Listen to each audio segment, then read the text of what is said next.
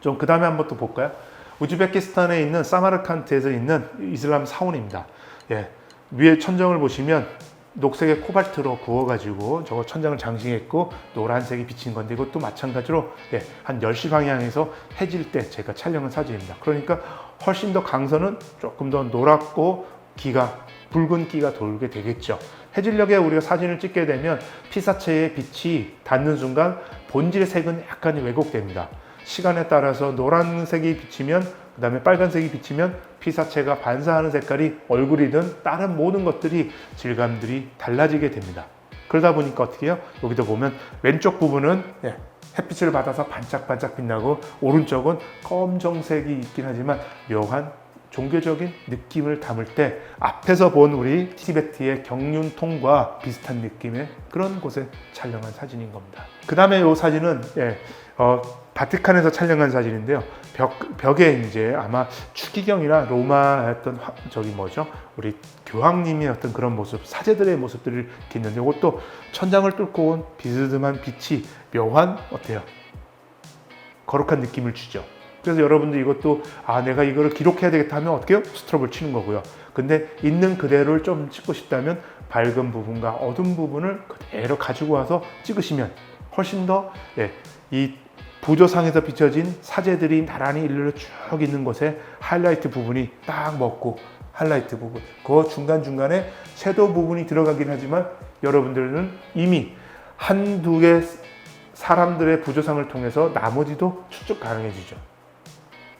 그리고 빛이 더 밝음과 어둠의 그 0에서부터 10까지의 빛이 다양하게 먹기 때문에 입체감과 또한 묘한 느낌을 줄 수 있습니다. 그래서 이럴 때 어떻게 사용해요?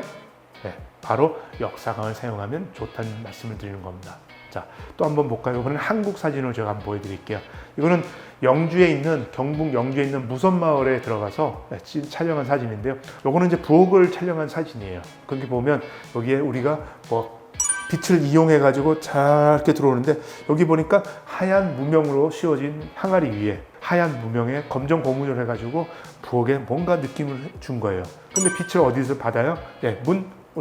둔태라고 하는 빛장, 여기를 둔태라 부르는데 이 둔태와 여기 하이라이트 부분이 딱 같죠. 나머지는 반사로 딱 보니까 하나만 항아리에 비친 거 봐도 여러분들은 개연성으로 어떻게 해요?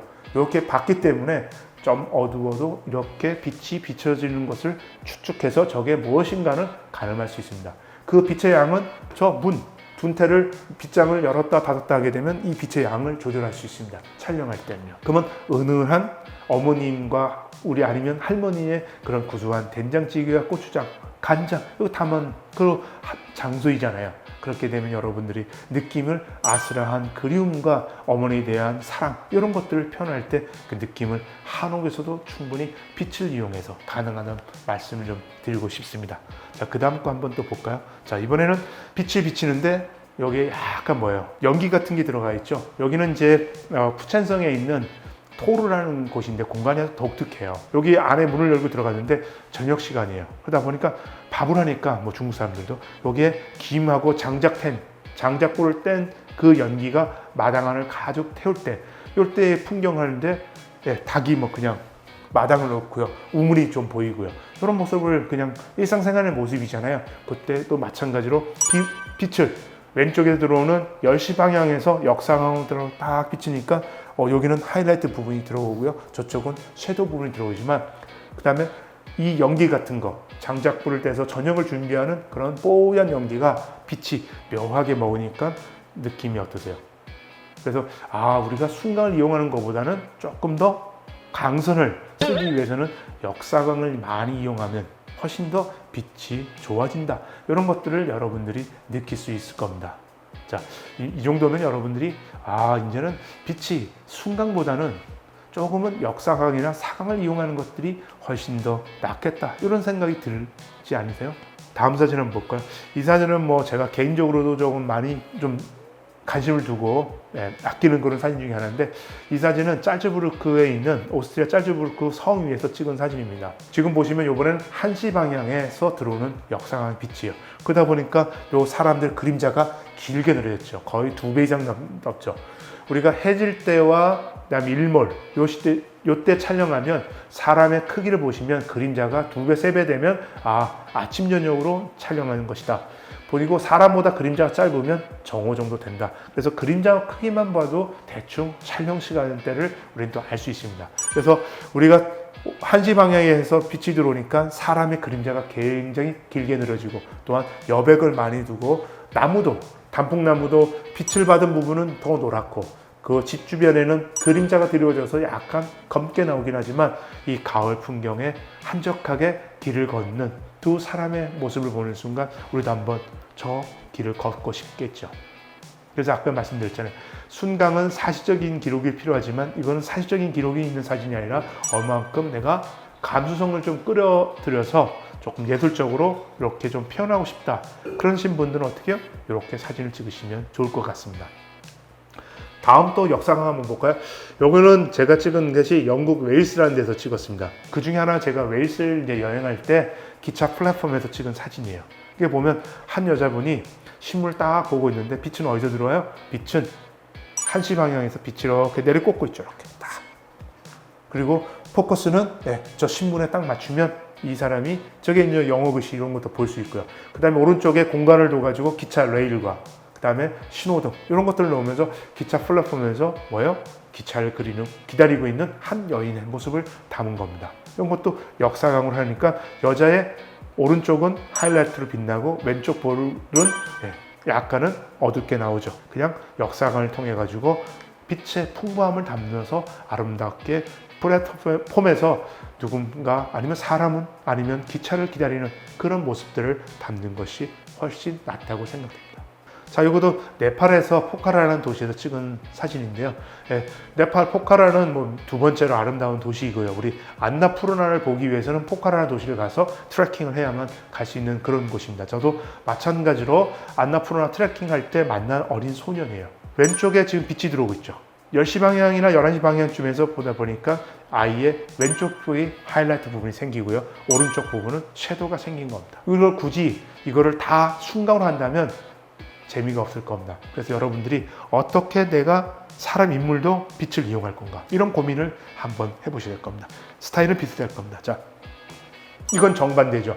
아이 사진이 10시 방향에서 들어왔다면 이건 1시 방향에서 빛이 들어온 겁니다. 이스트 아스만에서 찍은 할아버지의 얼굴인데요. 자, 그러다 보니까 오른쪽에 주름살 있는 쪽은 하이라이트 부분으로 주름살이 잘 안 보여요. 물론 이제 여러분들이 스마트폰으로 보시면 자세히는 안 보이긴 하겠지만 좀 큰 화면으로 보시게 되면 훨씬 더 좋습니다. 그래서 혹시 저희 여행사진 100배 잘 찍기를 구독하고 계신 분들은요, 가끔은 밀러링으로 해서 TV랑 크게 보시면 아니면 PC로 보시면 훨씬 더 사진에 대한 정보를 더 많이 보실 수 있을 겁니다. 그래서 순강으로 찍을 때 인물들은 대부분 어느 때 외에는 거의 쓰지 않습니다.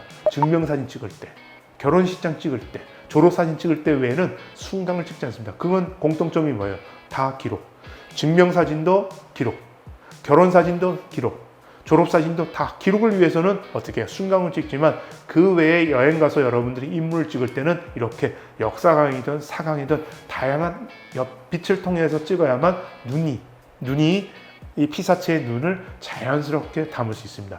그러면 그 다음 사진 한번 보여드릴까요? 자, 이것도 마찬가지로 제가 리비아 사하라 사막에서 저랑 같이 여행했던 운전을 해줬던 드라이버를 찍은 사진입니다. 자, 이거는 빛이 이쪽에서 오고 있죠. 이건 약간 1시를 좀 넘어가서 한 2시 방향에서 빛이 내려오는데, 그러다 보니까 여기 오른쪽 볼에 오른쪽에 있는 데가 하이라이트이고 왼쪽이 섀도우입니다. 그러다 보니까 이 서양 사람들은 또 어떻게 해요? 이 눈이 조금 들어가서 눈이 들어가다 보니까 눈매가 잘 안 보이긴 하지만 여기 보이긴 하지만 자세하게 보면 저를 쳐다보는 그윽한 눈빛을 다 담을 수 있어요. 그러니까 이분이 이 나라 제도 강자지만 이 나라에서 굉장히 유명한 배우다. 그러면 이렇게 안 찍죠. 순강으로 찍는 거예요. 기록을 해야 되니까. 근데 이분은 그냥 여행하다가 인연으로 만난 그 중에 한 명이잖아요. 그러니까 이 사람들의 터본을 들고 있는 그 빛을 어떻게 해요? 차분하게 그냥 밝은 부분과 어두운 부분을 하게 되면 눈빛을 자연스럽게 담을 수 있는 겁니다. 인물 사진 찍을 때도 이제는 순강보다는 사강이든 역사강이든 측면강이든 이렇게 빛을 이용하면 훨씬 더 사진이 인간의 감성을 조금 더 표현할 수 있구나, 이렇게 정리할 수 있겠습니다. 자, 그러면 또 사물로 한번 가볼까요? 자, 이번에는 빛이 어디로서 들어와요? 이것도 거의 측면강에 가까워. 이번에는 이제 2시 밑에, 우리 3시면 아예 측면강이잖아요. 3시하고 9시는 측면강인데 거의 뭐 3시에 가까워요. 2시. 이런 것도 찍으면 오른쪽에서 빛이 쫙 들어오고 거기에 보일지 모르겠지만 십자가에 있는 모습이 딱 들어옵니다. 은은한. 이거를 우리가 후라시 쳐가지고 십자가에 있는 요 예수 그리스도의 모습을 찍는다 그러면 별로 감흥이 안 올 겁니다. 빛을 저 은은하게 받을 때 저게 뭐지? 그래서 여러분들이 사진이 좋은 사진이 되려면 딱 봤을 때 금방 스캔을 해가지고 눈으로 스캔해가지고 먼저 머리에 인식이 끝나고 나서 가슴으로 때려가지 않으면 그 사진은 오랫동안 시선이 머물기 어렵습니다. 그래서 수수께끼처럼 우리가 여기에 다양한 것들을 무엇인가를 집어넣어야만 되는 그런 사진인 거죠. 그러면 여기에 우리가 스페인 톨레도에서 들어오는 이런 빛을 봤다면 그럼 우리 다음엔 한옥의 사진은 좀 어떻게 나올까? 자, 우리 지금 창덕궁에 들어가면 깊숙한 한옥 같은 데가 있습니다. 단청하지 않은 낙선제라고 있는데 낙선제 안에 들어가면 그 옆에 수강제라고 있는데 거기서 찍은 난간 사진입니다. 자, 이것도 해질무렵에 가서 찍었던 사진인데 거의 3시에 들어오는 측면강에 가까울 정도로 2시 방향에서 누웠어요. 빛이 들어오니까 요 밑에 부분이 하이라이트 부분이고 나머지는 섀도우 부분이 됐습니다. 그러다 보니까 나무의 질감이 햇빛에 닿은 부분과 안 닿은 부분의 질감의 차이를 느낄 수 있죠. 그래서 여러분들이 한옥 가서 찍으시면 되게 어려운 빛이에요. 한옥을 대상으로 해서 나중에 한번 저희가 건축 사진을 할 때 제가 한옥을 자세히 또 설명드리긴 하겠지만 이 빛을 한옥에서 어떻게 잡냐가 굉장히 관건입니다. 그래서 여러분들한테 이렇게 깊숙한 빛을 찍기 위해서는 겨울철에 가야만 하고요. 그래서 난간에 비춰진 빛을 통해서 역사강을 통해서 섀도우 부분과 그 다음에 하이라이트 부분의 극명한 빛의 대비를 통해서 나무의 질감을 표현할 수 있는 겁니다.